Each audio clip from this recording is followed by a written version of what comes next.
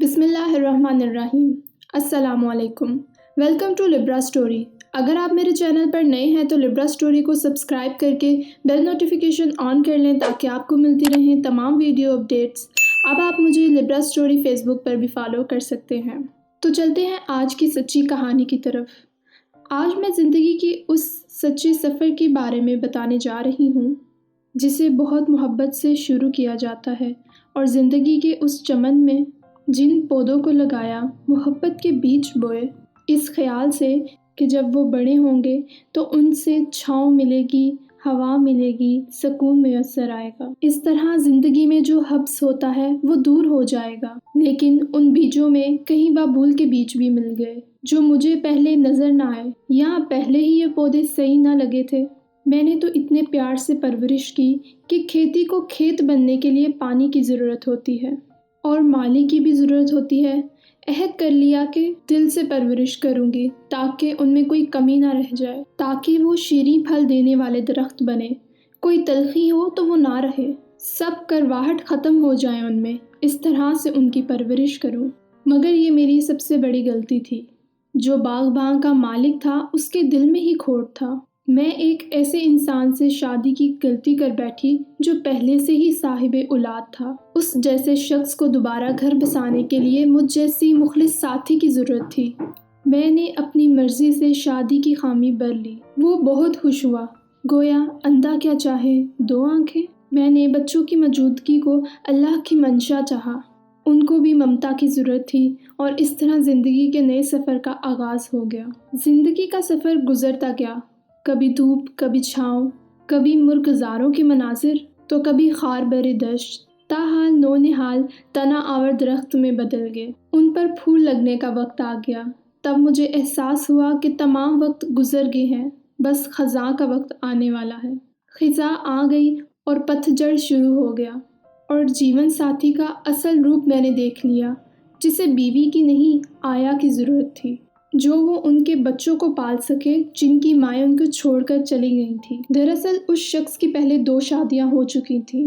اس نے مجھے نہ بتایا تھا، صرف میرے سامنے اپنی مظلومیت کا رونا رویا تھا، جو اکثر مرد خوبصورت لڑکیوں کو دیکھ مظلوم بن کر رویا کرتے ہیں کہ میری بیوی اچھی نہیں تھی، اس میں 1000 عیب تھے، اس نے میری زندگی اجیرن بنائی ہوئی تھی، لیکن میرے شوہر نے تو کمال کر دیا تھا، اس نے اپنی جیتی جاگتی بیوی کو مرحومہ بنا دیا تھا۔ مجھے بتایا تھا کہ میری بیوی مر چکی ہے، اور مجھ نادان نے اندھی محبت کی پٹی آنکھوں پر باندھ لی۔ کچھ سوچا نہ کچھ دکھائی دیا، بس جو وہ کہتا تھا وہ مانتی چلی گئی۔ پھر اس نے مجھے اپنے بچوں سے ملوایا جب ان کی ماں روٹھ کر میکے چلے گئی۔ معصوم شکلیں لیکن اجڑی اجڑی آنکھیں اور کملائے ہوئے مکھڑے، ماں کے بغیر راتوں کو روتے ہوئے، آنسو بہاتے ہوئے سسک کر سو جاتے تھے۔ مجھے اپنے شوہر سے زیادہ ان بچوں پر رحم آ گیا۔ نہ جانے کیسی ممتا کی پیاس ہے کہ ان کی صورت پر یتیمی برس رہی ہے۔ پیار سے بلایا تو لپٹ کے۔ اس وقت میرے دل میں ایک عجیب سا درد ہوا۔ آہ میرے خدایا، ان فرشتہ صفت معصوموں کا کیا قصور؟ شادی کے 1 سال بعد مجھے پتا چلا کہ اس کی دوسری بیوی فوت نہیں ہوئی، وہ اپنے میکے گئی ہوئی ہے، اور سزا کے طور پر 2 بچے ان کے پاس چھوڑ گئی ہے۔ سب سے پہلی بیوی جس نے اسے طلاق لی تھی، اس سے بھی 2 بچے تھے، تو اب یہ 4 بچے نئی ماں کے منتظر تھے۔ میں ان کی تیسری بیوی تھی۔ پہلی جس نے طلاق لے لی تھی، دوسری روٹھی ہوئی، اور تیسری میں جو اب جال میں پھنس گئی تھی، جس نے جلد بازی میں نکاح کا پھندا خود اپنے گلے میں ڈال لیا تھا۔ جب دوسری کو علم ہوا تیسری شادی کا تو اس نے بھی طلاق حاصل کر لی، اور اس طرح 4 بچوں سے بھری گود میں اللہ تعالیٰ نے میری گود میں بیٹی جیسی نعمت بھی ڈال دی۔ اس طرح جو میں 1 بچے کی ماں تھی، اب 5 بچوں کی ماں کہلاتی تھی۔ جوں ہی میرے شوہر کے بچے بڑے ہوئے، پل کر جوان ہو گئے، تو میرے شوہر کی محبت اور اپنائیت جو میرے لیے تھی، اجنبیت میں تبدیل ہو گئی۔ تب مرد کا اصلی چہرہ دیکھا۔ جو پہلی بیوی کو دھوکہ دیتا ہے وہ بازیگر ہوتا ہے۔ گویا کہ اس نے کہا کہ میں ابلیس کا بھائی ہوں، ایک اللہ کے بندوں کو گمراہ کرتا ہے اور ایک بیوی کے ہوتے ہوئے دوسری لڑکیوں کو گمراہ کرتا ہے، خود کو قصوروار نہیں سمجھتا، اور بیچاری لڑکی اس کے دلی ارادوں اور نیت سے بے خبر، بے عقل سوچتی ہے کہ ایسا بھی ہوتا ہے۔ اتنا یقین، اعتماد اور بھروسہ اس نے مجھ پر کیا، کہ میری خاطر کتنے ہی مضبوط رشتوں کو توڑا اور اپنی پہلی شریک حیات کو مجھ پر قربان کر دیا، تو اب میں جیوں گی بھی اس کے لیے اور مروں گی بھی اس کے ہی لیے۔ اپنی کل زندگی، تمام محبت، اخلاص اور خزانے اس کے حوالے کر دوں گی۔ وہ لڑکیاں ٹھیک رہتی ہیں جنہیں کچھ ہی عرصے میں عقل آ جاتی ہے اور وہ پہلے بازیگر کو چھوڑ کر اپنی راہ لے لیتی ہیں۔ وہ جان لیتی ہیں کہ جب وہ اپنی پہلی بیوی کو دھوکہ دے سکتا ہے تو ہمیں کیوں نہ دے گا۔ وہ پلٹ جاتی ہیں اور ان کو اس آدمی کی غلطی اور اپنی غلطی کا احساس ہو جاتا ہے، مگر میں وہ کم نصیب تھی کہ میں نے شادی کی حامی بھر لی اور پھر ایسے جال میں جکڑی گئی کہ نہ نکل سکتی تھی اور نہ رہ سکتی تھی۔ اب سوچتی تھی کہ کیا کر سکتی تھی۔ یہ میری اپنی غلطی تھی کہ میں نے بغیر سوچے سمجھے شادی کر لی تھی، اور اب یہ غلطی نہ کروں کہ طلاق لے لوں، کیونکہ غلطی کر کے نبھانا بھی شریف لوگوں کا ہی شیوا ہوتا ہے۔ لیکن جب شیر کے منہ کو خون لگ جائے تو وہ شکار کیے بنا نہیں رہ سکتا، وہ بس شکار پہ شکار کیے جاتا ہے۔ اس شکاری نے پھر دوسرا شکار کیا، ہوشیار اتنا کہ ہر بار کماؤ لڑکی کا ہی پیچھا کرتا اور جال میں پھنسانے میں کامیاب ہو جاتا۔ قدرت کے کھیل نیارے، نہ جانے کیسے قسمت لایا کہ اس کے نصیب نے اس کے لیے عورتوں کا انبار لگا دیا۔ اللہ نے اچھی صورت کیا دی تھی کہ ہر نیا شکار اس کے لیے تفریح تھا، اس کے ساتھ گھومتا پھرتا، عیش کرتا، اور جو گھر میں ہے، نوکری کر رہی ہے، بچوں کو پال رہی ہے اور خون کے آنسو بھی رو رہی ہے، مگر گھر چھوڑ کر نہیں جاتی، کہ اپنے بھی بچے ہیں اور شوہر کی پہلی بیویوں کے بھی بچے ہیں، کیونکہ وہ معصوم بچے ہل گئے تھے اور ایک لمحے کے لیے بھی دامن نہ چھوڑتے تھے۔ امی امی کہہ کر مجھ سے لپٹ جاتے ہیں، نظروں سے اوجھل ہو جاؤں تو بیمار ہو جاتے ہیں اور بستر سے لگ جاتے ہیں۔ کبھی کبھار تو سوچتی ہوں کہ اس بے وفا اور یہ سب کچھ چھوڑ چھاڑ کر یہاں سے چلی جاؤں، اس کے ریشمی جال کو توڑ دوں، لیکن ایسا نہ کر سکی۔ پچھتانے سے کیا ہوتا کہ اب تو تیر کمان سے نکل چکا تھا۔ کاش شادی سے پہلے ہی مجھے حقیقت کا علم ہو جاتا کہ یہ تو بس ایک وحشی درندہ ہے جو عورتوں کو پھنساتا ہے، اور جب عورتوں کو اس کی حقیقت پتہ چلتی ہے تو وہ یا تو طلاق لے لیتی ہیں یا بچے اس کے منہ پر مار کر چلی جاتی ہیں۔ میں تو بس اس لمحے کو کوستی تھی جب مجھے یہ ملا تھا، اور ہر وقت اپنی پسند کو کوستی تھی کہ اے دل، تو نے کس کو پسند کیا اور کیوں بنا سوچے سمجھے شادی کا بندھن باندھ لیا؟ اب جو کیا ہے بھگتو۔ میں کسی کو الزام دار نہیں ٹھہرا سکتی تھی، کیونکہ میں خود ہی اپنی بربادی کا سبب تھی۔ میں تو سمجھتی تھی کہ محبت جینے کا سبب ہے، دنیا کی خوبصورتی اور جینے کا حسن ہوتا ہے، اور جو اپنے محبوب کو پالے اور نکاح کے مقدس رشتے میں جڑ جائے وہ فاتح محبت ہوتی ہے۔ لیکن نہیں، محبت تو فاتح نہیں ہوتی، محبت تو ایک سراب ہے، ایک خواب ہے۔ ہاں البتہ چال بازی فاتح ضرور ہوتی ہے۔ اپنے اندر کی ممتا کو لاکھ چاہنے کے باوجود میں شکست نہ دے سکی۔ پھول سے بچوں کا ہاتھ اور ان کا ساتھ نہ چھوڑا، دن اور رات ان کے بڑے ہو جانے کے انتظار میں گزرتے رہے۔ وقت کا پہیہ گھومتا رہا۔ مجھ سے پہلے 2 اور میرے بعد عمیر نے 3 شادیاں کی، یعنی ٹوٹل 6 شادیاں۔ باقی نے میرے سوا عمر بھر ساتھ نبھانے سے معذرت کر لی، کچھ ویسے ہی نکاح کا بندھن توڑ کر چلے گئیں، ایک اپنا بیٹا ساتھ لے گئی اور 2 نے اپنے 2 اور بچے میرے پاس چھوڑ دیے، جن میں ایک بیٹی بھی تھی۔ وہ کہتی کہ کیوں ہم اپنے شوہر کی اولاد کو پالیں، اس کی ملازمت بھی کریں اور وہ پھر کسی کم سن کلی کے ساتھ موجے کرے گا۔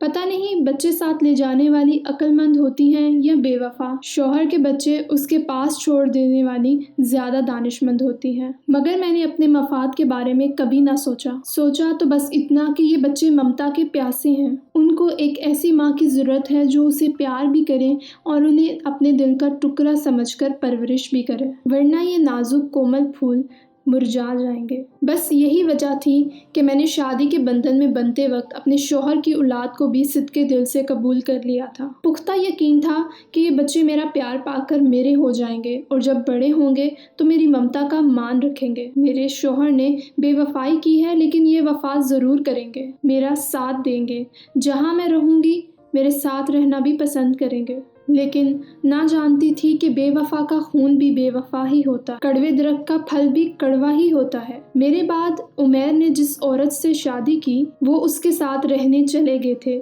चूँकि वो साहिब जायदाद थी, उसने फरमाइश की कि तुम मेरे साथ रहोगे और जो तुम्हारे बच्चों की माँ है वो अलहदा रहेगी, हमारे साथ नहीं रहेगी। बच्चे बड़े हो गए और समझदार हो गए तो उन्होंने कहा कि हम भी अपने बाप के साथ जाएंगे, जहाँ अब्बा रहेंगे हम भी वहाँ रहेंगे।